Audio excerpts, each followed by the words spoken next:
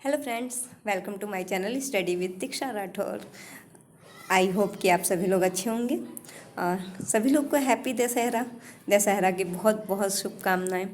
Friends, ये आपका सिंधु घाटी सभ्यता से रिलेटेड थर्ड वीडियो है, तो इसमें ये वीडियो आपका लास्ट है।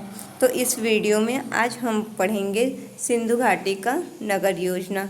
ठीक है, थोड़ा सा यहाँ पे पीडीएफ में प्रॉब्लम हो गया है, लेकिन कोई नहीं, समझ जाना आपके लास्ट वीडियो आपका है नगर योजना के बारे में कि उस टाइम के जो नगर थे, सड़कें थी, नालियाँ थी, ये सब कैसे थे। ठीक है, ईंट नालियाँ वगैरह सब कुछ कैसी थी, तो इसके बारे में हम डिस्कस करते हैं। तो शुरू करते हैं ये वीडियो, लेट्स स्टार्ट। फ्रेंड्स, आपको बता दूं कि हड़प्पा सभ्यता की जो नगर योजना थी वो सबसे पहले दो भागों में विभक्त थी। पहला था नगर योजना, दूसरा था जल निकासी की योजना। ठीक है, तो इसमें क्या होता है, जल निकासी तो बहुत ही ज़्यादा इम्पॉर्टेंट रहेगा कि जल के का व्यवस्था नहीं होगा तो कैसे चलेगा। इसमें पूर्व दिशा में स्थित जो टीले होते थे वो नगर या आवास के क्षेत्र का साक्ष्य मिलता है। ठीक है, मतलब आप ये कह सकते हो कि जो हमें प्राप्त अवशेषों के माध्यम से हमें जो पता चला है वो पता चला है कि पूर्व एवं पश्चिम दिशा से दो टीले प्राप्त हुए थे, और वो दो टीले थे जो पूर्व दिशा में स्थित टीलों पर नगर या आवास का क्षेत्र का प्राप्त हुआ था। किस दिशा में? पूर्व दिशा में नगर का और आवास का क्षेत्र का साक्ष्य मिला है। और पश्चिम दिशा में जो स्थित टीले थे वहाँ से हमें दुर्ग के बारे में जानकारी मिलती है, यानी दुर्ग का साक्ष्य मिलता है। यानी पूर्व दिशा में जो था वहाँ पे नगर और आवास का साक्ष्य था, और पश्चिम दिशा में आपका जो है दुर्ग का साक्ष्य मिला हुआ था।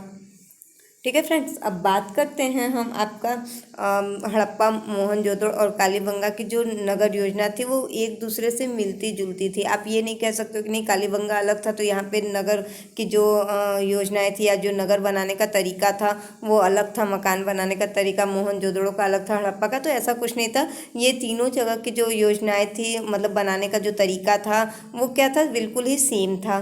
ठीक है, कालीबंगा के जो मकान होते थे वो कच्चे ईंटे के बने होते थे। और सबसे बड़ी बात कि आपको हम बता देते हैं कि यहाँ से हमें किले बंद का भी साक्ष्य मिलता है। किले बंद मतलब होता है कि बाउंड्री, हम लोग आज के जनरेशन के बच्चे उसको बाउंड्री बोलते हैं कि नहीं हमने हर चीज़ों को बाउंड्री कर दिया तो हमारे जो चोरी का डर नहीं है, हमें जानवरों का डर नहीं है, तो वो तो उस समय भी ये होता था। ठीक है, हड़प्पा सभ्यता के भी टाइम में लोग क्या करते थे, किले बंद का प्रयोग करते थे, अपने अपने आवासों के पास किले बंद का वो यूज़ करते थे पशु और शत्रुओं से बचने के लिए। फ्रेंड्स, एक चीज़ मैं बता देती हूँ कि मैंने जो एनालाइज किया है इसको पढ़ के समझ के, उससे ये समझ में आया है कि जो उस टाइम के जो तरीके थे वो हमारे अब के तरीके सेम है, बस थोड़ा सा वहाँ के ईंटों में प्रॉब्लम मतलब अलग तरीके से हो सकती हैं। वहाँ पे थोड़ा सा मतलब एकदम सुव्यवस्थित चीज़ें थी वहाँ पे जो नालियाँ थी वो उस जिस तरीके से बनाई जाती थी, सीवर वगैरह बनाए जाते थे, सेम मतलब कि आज भी हम वैसा ही कर रहे हैं। आप देख सकते हो कि जो वहाँ की सड़कें थी वो पूरी तरह से योजनाबद्ध तरीके से बनी हुई थी। ठीक है, इसमें आपको सबसे एक अच्छी बात थी कि जो इसमें मुख्य मार्ग होता था वो जो उत्तर से दक्षिण दिशा की ओर जाता था। ठीक है, यानी कि इससे ये भी हमें पता चलता है कि उस समय के लोग भी दिशा के बारे में मतलब वास्तु के बारे में ज़रूर जानकारी रखते रहे होंगे, तभी तो वो मतलब कि ये दिशा वगैरह देख के भी घरों के दरवाज़ों को खोलना वगैरह इन सब पे यकीन करते थे। ठीक है, यहाँ की जो सड़कें थी वो एक दूसरे को समकोण पर काटती थी, जिसको हम चौराहा कहते हैं। यहाँ पे आप देख सकते हो मैंने ये डायग्राम बनाया हुआ है कि जैसे यहाँ नुक्कड़ था, मतलब जो चौराहा, ये आपका चौराहा है, तो चौराहा मतलब चारों तरफ से रोड था। ठीक है, ये नालियाँ बनी हुई हैं, ये सीवर बना हुआ है, यहाँ 2 फ्लोर का मकान बना हुआ है। ठीक है, और यहाँ पे नुक्कड़ बना हुआ है, तो मतलब ये चीज़ें समझ में आती थी। और एक चीज़ और था कि जो वहाँ पे कालीबंगा की जो सड़कें थी वो जो थी वो समानुपाती ढंग से बनाई गई थी। ठीक है, यहाँ पे जो आपकी सड़कें हैं वो समकोण में बनाई गई हैं, और कालीबंगा की जो सड़कें थी वो समानुपाती ढंग से बनी हुई थी। ठीक है, अब आगे चलते हैं हम। इसको आप प्लीज़ एक कॉपी में नोट्स करते हुए चलिएगा। ठीक है। अब देखिए बात करते हैं वहाँ की नालियाँ की। तो जो जल निकासी व्यवस्था थी वो सिंधु घाटी सभ्यता की बहुत ही अमेजिंग व्यवस्था थी, मतलब बहुत ही अद्वितीय व्यवस्था आप कह सकते हो कि जो वहाँ पे नालियाँ थी, जो जल निकासी की व्यवस्था थी, वो बहुत ही मतलब समकालीन सभ्यता से प्राप्त नहीं होती हैं। कि वहाँ पे नाली जो ईंट और पत्थरों से क्या होती थी, वो ढकी हुई होती थी, ठीक है, खुली नहीं होती थी, वो ढकी हुई होती थी, ठीक है। इसके निर्माण में ईंटों और मोटार्स के प्रयोग होते थे और चूना और जिप्सम, यहाँ पे हमने लिखा हुआ है चूना और जिप्सम का भी प्रयोग किया जाता था। वैसे ये आज तक तो क्वेश्चन आया नहीं है, लेकिन फिर भी ये पूछ सकता है, मतलब आगे के लिए पूछ सकता है कि वहाँ की जो नालियों में यूज़ होते थे ईंटें वो किस तरह के थे। तो आप बोल सकते हो कि एक थे आपके ईंटें और मोटार्स के थे और दूसरे थे चूने और जिप्सम की थी, ठीक है।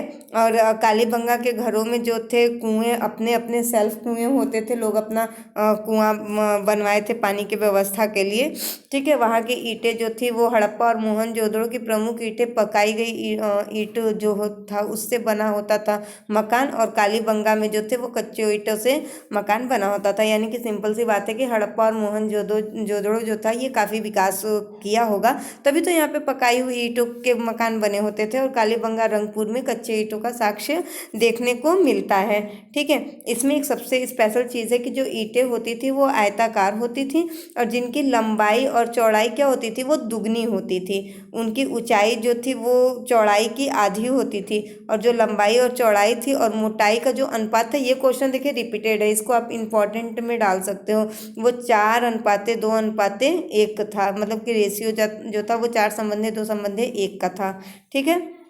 ये आपके ईंटे का जो था वो आकार है, ठीक है। और यहाँ पे जो है इन्हीं बड़े बड़े ईंटों से क्या होता था, नालियाँ पूरी तरह से ढकी हुई होती थी, ठीक है फ्रेंड्स। अब आगे चलते हैं, हम भवन के बारे में देखते हैं।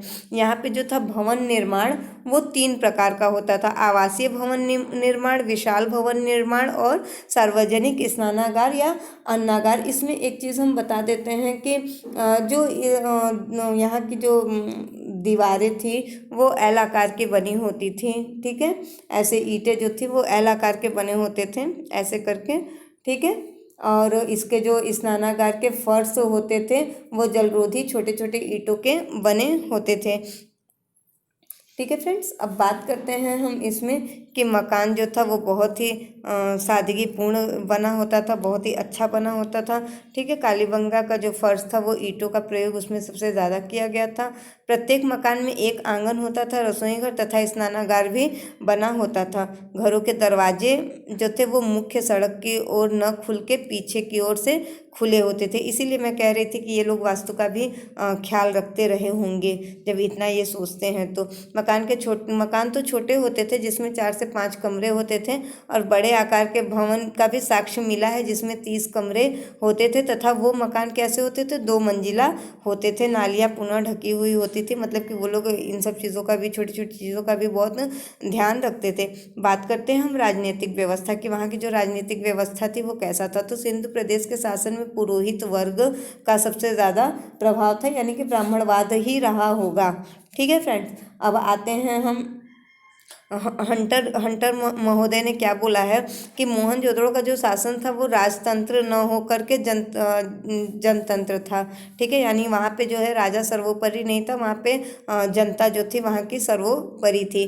मैक ने बोला है कि जो मोहनजोदड़ो का जो शासन है वो प्रतिनिधि शासन के हाथ में था, ठीक है। अब यहाँ पे सामाजिक व्यवस्था इनकी हम जान लेते हैं कि जो इनकी सामाजिक व्यवस्था थी वो मातृ पूजा तथा मोहरों से अंकित चित्रों से यह परिलक्षित होता था कि समाज की इकाई परंपरागत पारिवारिक थी, यानी कि पीढ़ी दर पीढ़ी चलने वाली परंपरा थी, ठीक है। हड़प्पा सभ्यता में मातृ सत्तात्मक थी, ठीक है। शवों को दफनाने के तरीके को ऐसा देख के लगता था कि वहाँ पे वर्ग के लोगों को, देखिए ये चीज़ मैं आपको समझाना चाहती थी, इसको मैं विस्तृत लिखी नहीं हूँ इसलिए इसको मैं ओरल समझा सकती हूँ आपको।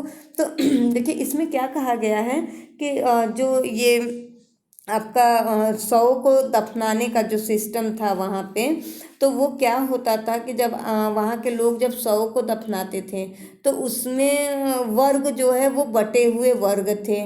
ठीक है, जैसे कि पुरोहित को शव, देखिए यहाँ पे लिखा हुआ है कि शव को दफनाने के तरीके को देख के ऐसा प्रतीत होता था कि हर वर्ग के लोग का विभाजन, मतलब पुरोहित को जो पुरोहित के साथ जो था वो उनको अलग तरीके से दफनाया जाता रहा होगा, व्यापारी के साथ अलग तरीके से, ठीक है, अधिकारी को अलग तरीके से, शिल्प जुलाहे श्रमिक, मतलब वर्ग के हिसाब से ये कार्य को करते थे। यानी कि जो यहाँ पे नगर नियोजन, दुर्ग और मकान के आकार पे जो रूपरेखा है, जो मतलब अभी हमने देखा कि जिस हिसाब से इन लोगों का भी जो प्रारूप तैयार किए हैं इन्होंने अपने नगर योजना, दुर्ग वगैरह की, तो उसमें जो इन्होंने प्रारूप तैयार किया हुआ है उस प्रारूप को देखते हुए ऐसा प्रतीत होता है कि सैंधव समाज के जो वर्ग थे वो वर्ग जो है पूरी तरह से विभाजित रहे होंगे और इसमें जो है शव को दफनाने का तरीका इनका अलग तरीके से रहा होगा।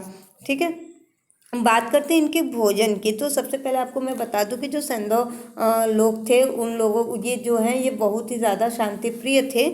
ये मांसाहारी और शाकाहारी दोनों प्रकार के भोजनों का सेवन करते थे। ये गेहूँ, जौ, मटर, तिल, सरसों, खजूर, तरबूज और गाय, सुअर और साथ में बकरी के भी मांस का क्या है पूरी तरह से प्रयोग करते थे अपने खाने में। मछली, घड़ियाल, कछुआ, इन सभी, मतलब ये मांसाहारी और शाकाहारी दोनों प्रकार के भोजनों का प्रयोग करते थे। ठीक है, इसमें जो थी वो, इसमें आभूषण जो था वो स्त्री भी आभूषण का प्रयोग करती थी और इसमें पुरुष भी आभूषणों का प्रयोग करते थे। यानी कि ये लोग शौकीन रहे होंगे सजने बजने के भी। ठीक है, वस्त्र में ये ऊनी और सूती दोनों प्रकार के जो है वस्त्रों का प्रयोग करते थे। ठीक है, और अब इनके मनोरंजन के लिए नृत्य, खेल, शिकार, पशु की लड़ाई आदि प्रमुख साधन थे जिसके माध्यम से ये क्या करते थे, अपने जो है मनोरंजन का इनका जो साधन था वो यही सब था। समारोह पे उत्सव मनाना वगैरह ये सब बहुत भली भांति तरीके से करते थे। अब देखिए शव के अंत्येष्टि के भी प्रमाण मिलते हैं और यहाँ पे जो है शव को 3 प्रकार से ये लोग शव को दफनाते थे। पहला था पूर्ण समाधिकरण, दूसरा है आंशिक समाधिकरण और फिर दाह समाधिकरण। अब देखिए पूर्ण समाधिकरण में क्या होता था, तो पूर्ण समाधिकरण जो था उसमें क्या होता था कि संपूर्ण शव को भूमि के अंदर दफनाना। ठीक है, दफनाना, ये भूमि के अंदर क्या करते थे, दफना देते थे। ठीक है, आंशिक समाधिकरण में क्या करते थे, इसमें जो है पशु पक्षी जब खा लेते थे तो जो शव बचता था, पशु पक्षियों से जो शव बचता था उस शव को ये दफना देते थे। ठीक है, और फिर बाद में हम बात करते हैं दाह संस्कार की, तो ये सीधी सी बात है कि जला देना। ठीक है, यानी कि ये तीनों प्रकार से क्या होता था कि शव को ये लोग दफनाते थे, दाह संस्कार करते थे। और आंशिक रूप से जब पशु पक्षी का पेट भर जाता था तो जो शव की मात्रा बचती थी उसको ये दफना देते थे। ठीक है, फिर अब इनकी धार्मिक चीज़ों पे हम एक नज़र डाल लेते हैं कि जो आपके सैंधव लोग थे ये जो थे ये मातृदेवी, पुरुष देवता और पुरुषों में जो है पशुपतिनाथ, इसके बारे में हम आपको 2 मिनट में बताएंगे। वृक्ष, पशु आदि का पूजा ये करते थे। अब देखिए पशुपतिनाथ है क्या, आगे मैंने लिखा हुआ है लेकिन फिर भी इसके बारे में एक शब्द हम आपको बताना चाहते हैं। इसमें जो था मोहनजोदड़ो से जो है एक साक्ष्य मिलता है कि 3 मुख वाला एक पुरुष बहुत ही ध्यान मुद्रा में बैठा हुआ है। ठीक है, बात न समझिएगा कि ये धार्मिक चीज़ों की बात हो रही है कि एक मूर्ति ऐसी मिली है जिसमें एक पुरुष है जिसके कि 3 मुख हैं और वो पूरी तरह से अंतर ध्यान बैठा हुआ है। उसके बाईं ओर गैंडा व भैंसा का चित्र अंकित है और दाहिने ओर जो है हाथी, व्याघ्र और हिरण का चित्र अंकित है। ठीक है, इन्हीं को हम पशुपति शिव के रूप में मानते हैं। अब आप समझ गए कि पशुपति शिव का नाम क्यों दिया गया है, क्योंकि यहाँ पे 5 जानवरों से मिलकर एक मूर्ति बनी हुई है जिसमें गैंडा, भैंसा, हाथी, व्याघ्र और हिरण है, इसीलिए इनको पशुपति शिव का नाम दिया गया है। और मार्शल जी ने इन्हें आद्य शिव कहा है। किसको कहा है, पशुपति शिव जी को। ठीक है, अब यहाँ पे आप देखिए हड़प्पा सभ्यता जो से हमें स्वास्तिक, चक्र और क्रॉस, ये तीनों चीज़ों के क्या हैं, साक्ष्य मिले हैं। ठीक है, स्वास्तिक तो आज तक हम लोग यूज़ करते हैं पूजा पाठ हर चीज़ों में। ठीक है, फिर धार्मिक जीवन इनका क्या था कि सिंधु घाटी के लोग खेती देखिए कैसे करते थे। नवंबर के महीने में जब बाढ़ आता था, तो जब बाढ़ आके वापस चला जाता था तो ये बीज बोते थे। और अप्रैल के महीने में गेहूं और जौ की फसल को ये पूर्णतः क्या करते थे, काट लेते थे। फसल काटने के लिए इनके पास कोई लोहे का औजार नहीं होता था, बल्कि पत्थरों का हंसिया ये प्रयोग करते थे। इनके जो फसल थी वो 5 थी: चावल, गेहूं, जौ, तिल, खरबूज, तरबूज, मटर और राई। ये 9 प्रकार के फसल का ये क्या करते थे, खेती बाड़ी करते थे। ठीक है। सिंधु घाटी सभ्यता में जो है कपास का भी साक्ष्य मिला है। बैल, भेड़, बकरी, सूअर ये सभी पालतू जानवर होते थे। कुबड़ वाला सांड विशेष महत्व रखता है। फ्रेंड ये इम्पॉर्टेंट है, तो इसको आप एक बार ज़रूर से देख लीजिएगा। ठीक है। एक मतलब इम्पॉर्टेंट जो चीज़ें मैं बोल रही हूँ उसको आप इम्पॉर्टेंट करके डाल सकते हो। अभी आगे आप देखिए ये जो कपास की खेती मिली हुई है इसको जो है यूनानी ने सिंडोन के नाम से बताया है। ठीक है। अब देखिए यहाँ पे जो सबसे इम्पॉर्टेंट चीज़ है ये भी देखिए, ये भी इम्पॉर्टेंट है, ये भी इम्पॉर्टेंट है कि सुरकोटदा जो है वहाँ से घोड़े का अस्थि पंजर मिला हुआ है। हड़प्पा के लोगों के यहाँ बर्तनों का भी साक्ष्य हमें मिलता है। बात करते हैं हम व्यापार के। अब देखिए वो व्यापार किस तरह से करते थे। ये काफ़ी ज़्यादा मतलब कि मेरे हिसाब से ये पूर्ण रूप से विकसित हो चुके थे। इनका जो दिमाग है वो पूरी तरह से विकसित हो चुका था। मतलब इनकी नगर योजना, इनकी राजनीति स्थल को देख के, इनके धार्मिक चीज़ों को देख के, सामाजिक व्यवस्थाओं को देख के, इनके व्यापार को देख के ये समझ में आता है कि ये बहुत ही सुव्यवस्थित ढंग से काम करने वाले रहे होंगे। जो हड़प्पाई लोग थे वो वस्तु का आदान प्रदान और विनिमय करते थे। आज भी हम करते हैं इस चीज़ों को। सुमेरियन लेखों से पता चलता है कि उन नगरों के व्यापारी जो थे वो मेलुहा के व्यापारी के साथ वस्तु विनिमय करते थे। ठीक है। लोथल से फारस के मुहरें तथा कालीबंगा से बेलनाकार मुहरें भी प्राप्त हुई हैं, जो कि सिंधु सभ्यता के व्यापार के साक्ष्य को प्रस्तुत करती हैं। ठीक है। अब देखिए हड़प्पा सभ्यता का जो पतन का कारण है, अभी तो हम लोग इसके उद्दीपन का कारण पढ़ रहे थे कि किस तरह से ये विकास किया। अब इसको देखते हैं कि ये किस तरह से इसका पतन हुआ। तो बाह्य आक्रमणों के द्वारा, ठीक है, ऐसा अनुमान लगाया जाता है। ये आप श्योर नहीं कह सकते हो कि नहीं ऐसा ही हुआ ही होगा। इसी तरह से ये सिंधु सभ्यता, हड़प्पा सभ्यता, मोहनजोदड़ो सभ्यता का पतन हुआ होगा, ऐसा नहीं है। ठीक है। हड़प्पा सभ्यता का पतन बाह्य आक्रमणों के भी कारण हो सकता है। भूतात्विक परिवर्तन, ज्वालामुखी वगैरह की भी वजह से हो सकता है। जलवायु परिवर्तन में मतलब ये बाढ़, सुनामी इत्यादि के भी माध्यम से हो सकता था, क्योंकि ये सभ्यता वैसे भी सिंधु घाटी नदी के तट पर थी। ठीक है। ये फिर उसके बाद है प्रशासनिक शिथिलता की वजह से ये हड़प्पा सभ्यता का क्या है, पतन हो सकता है। तो फ्रेंड ये चीज़ें आपकी रही सिंधु घाटी सभ्यता से रिलेटेड। तो फ्रेंड आपको पता ही होगा कि इसमें हमने क्या क्या पढ़ा हुआ है। ठीक है। इसमें हमने बहुत ही स्पेशल चीज़ें पढ़ा हुआ है, और एक बार मैं चाहती हूँ कि इसको रिकॉल कर दूँ। तो इसमें हमने हड़प्पा सभ्यता, सिंधु सभ्यता के बारे में पढ़ा हुआ है। चंद्रहुदड़ो, लोथल, कालीबंगा, सिंधु घाटी का निर्माता करता और बनवाली के बारे में पढ़े हैं। धौलावीरा के बारे में पढ़े हैं। ठीक है। यहाँ से अन्नागार पढ़े हैं हम लोग। नगर योजना, सिंधु घाटी की नगर योजना के बारे में हमने पढ़ा हुआ है। राजनीतिक व्यवस्था, सामाजिक व्यवस्था, आर्थिक व्यवस्था, धार्मिक व्यवस्था व पतन के कारण भी हमने पढ़ा है। तो फ्रेंड ये अब नेक्स्ट जो वीडियो आएगा वो वीडियो आएगा सिंधु घाटी से क्वेश्चन आंसर का। आई थिंक 15 क्वेश्चन होंगे, और उन 15 क्वेश्चन का हम लोग सॉल्व करेंगे, ताकि हमारा जो जितना भी हमने पढ़ाई किया हुआ है 3 पार्ट में, वो हमारे कंप्लीट हो जाए। अब इसके बाद हम लोग ये वीडियो सॉल्व करने के बाद हम लोग वैदिक संस्कृति और उत्तर वैदिक संस्कृति के बारे में पढ़ा जाएगा। ठीक है। तो मिलते हैं नेक्स्ट वीडियो में। और एक चीज़ और, अभी हमने प्राचीन भारत के इतिहास में सिंधु घाटी को समाप्त किया। अब हम मध्यकालीन भारत में दिल्ली सल्तनत को पढ़ेंगे। ठीक है। तो कल का वीडियो आपका होगा क्वेश्चन आंसर प्राचीन भारत के इतिहास में सिंधु घाटी सभ्यता से, और फिर उसके बाद नेक्स्ट वीडियो आपको मिलेगा मध्यकालीन भारत का इतिहास में दिल्ली सल्तनत के जितने भी योग्य शासक और अयोग्य शासक थे उनके बारे में हम पढ़ेंगे। काफ़ी ज़्यादा विस्तार से पढ़ने की ज़रूरत नहीं है, सिर्फ उतना ही पढ़ेंगे जितना कि एग्ज़ाम में क्वेश्चन आ सकता है। ठीक है फ्रेंड्स, तो मिलते हैं नेक्स्ट वीडियो में। तब तक के लिए thank you and good bye.